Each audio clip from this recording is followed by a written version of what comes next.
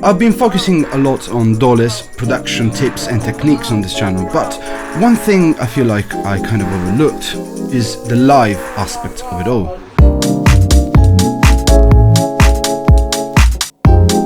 After all, that should be a huge factor in deciding which machine you should spend your hard-earned money on. Let's be honest here. Computers nowadays absolutely destroy grooveboxes, both in terms of power and versatility.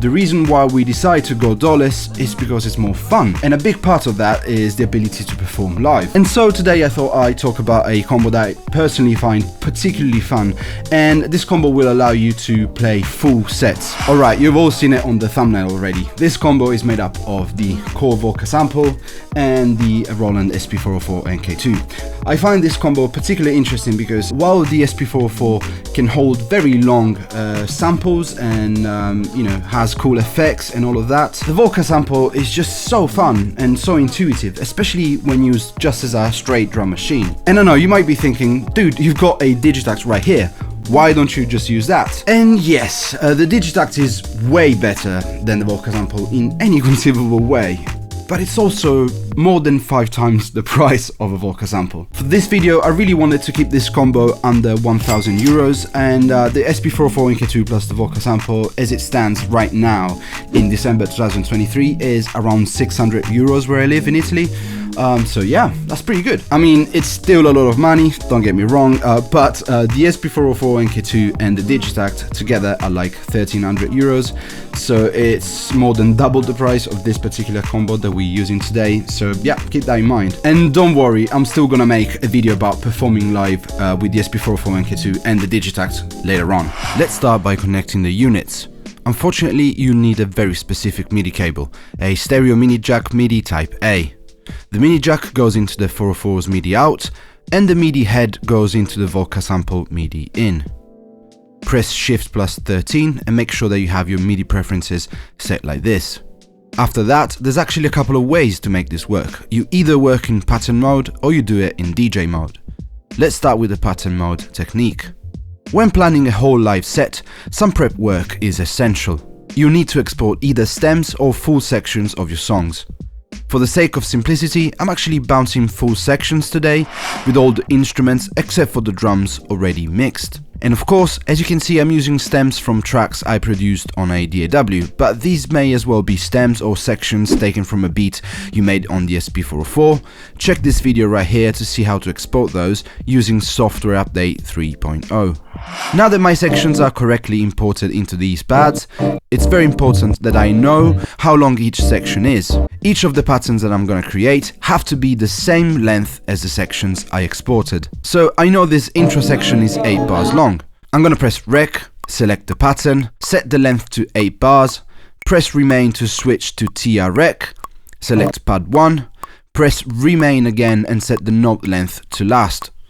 I'm gonna place just one note on the very first step here, and boom, we're done. Now I'm gonna have to repeat the process with each section of each of my songs. And depending on how many songs you have and how many sections, it might be a good idea to keep sections from different songs in different sample banks.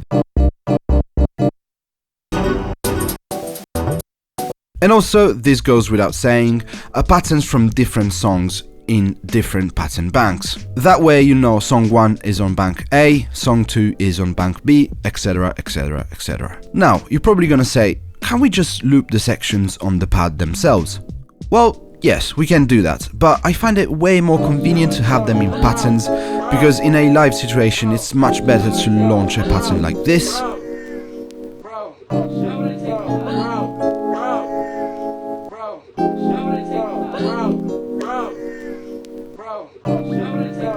instead of perfectly alternating between 2 loops like so.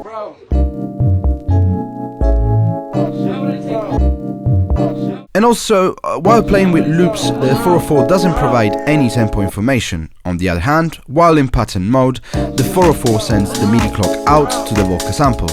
Speaking of which, I've already programmed some drum patterns on the Volca sample, but let me just give you some tips and make some consideration about how pattern management works on this device. Unlike other machines, musing a track does not work on a master level here.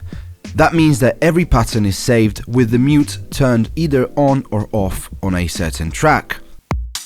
So if I have a pattern like this and then I mute the kick, then I switch to another pattern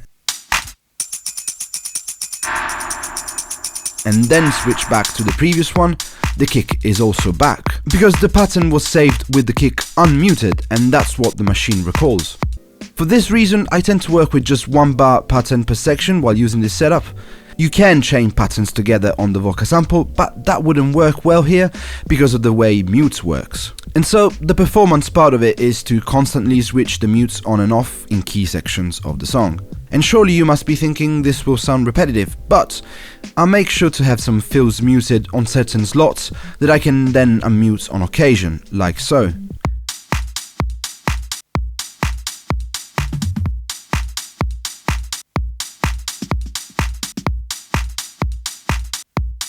Anyway, once it all set up, these are the kinds of cool things that you can do.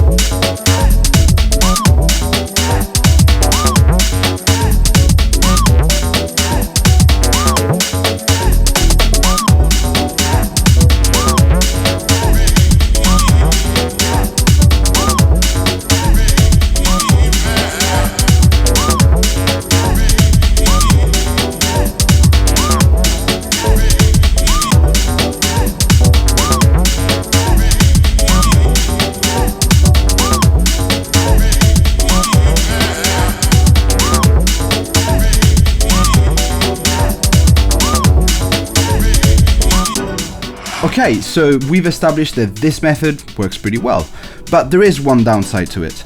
When transitioning from one song to another, there is no like cross-fading effect like you would have in a DJ set, or maybe playing with Ableton with a controller, for example. And so going from one song to another can be quite abrupt. I mean, you can mitigate this by using some effects like a reverb, like a delay or something, but it's still probably not as smooth.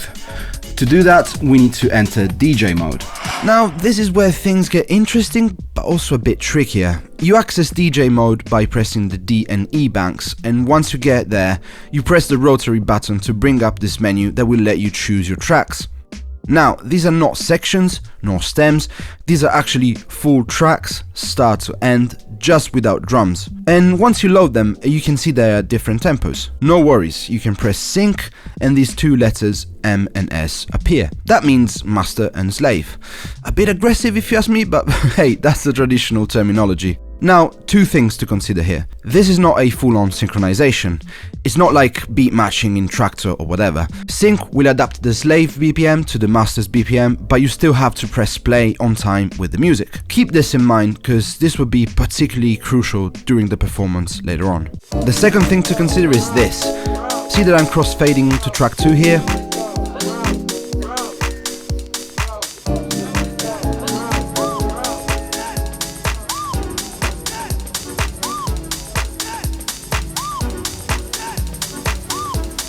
And now I'm fully done, I don't need track 1, so I press pause. But that also stops playback on the Volca. That is because only the master track sends out MIDI information. The slave track doesn't. So before you pause the track that you don't need anymore, you have to remember to switch the master and slave roles. You do that by pressing sync on the previous track twice.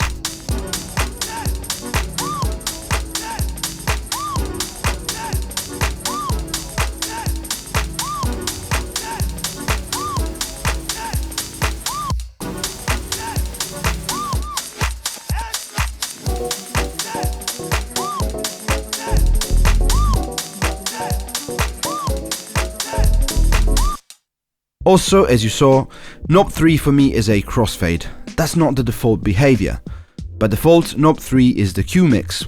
You can change this by pressing the start and button. I personally kinda had to do it because knob 1, which controls the volume on track 1, for some reason also sends CC values to track 1 on my Volca, which is the kick drum. So yeah, not very convenient, and I didn't want to mess around with the CC configuration. Anyway, once you set up, this is what you can do.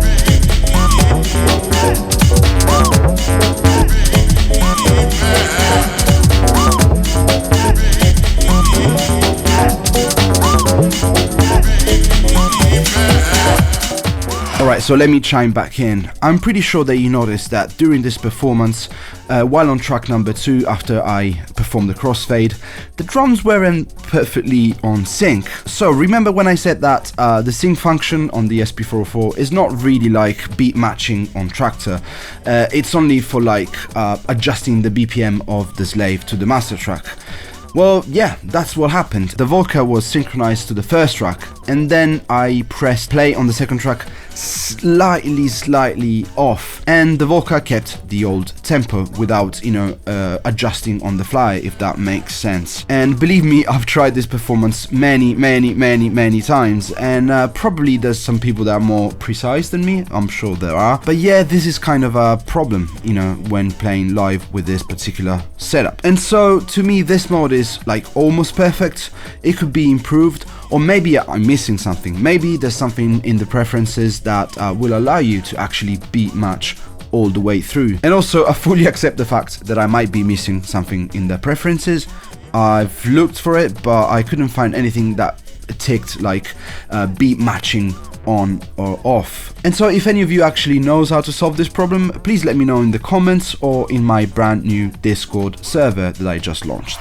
And so that's it for today. What did you think about this particular combo? Do you own these machines? Do you use them together? Did you have any trouble in following the instructions on the video? Let me know in the comments below, or join me on my brand new Discord server. You can find the link in the description box. Also, if you find this video useful, please like and subscribe, of course, and also please go to my website where you can find some sweet sample packs, maybe a little Christmas gift for a producer that you know, or for yourself. Yeah, I love you very much, and see you very soon. Yeah, bye bye.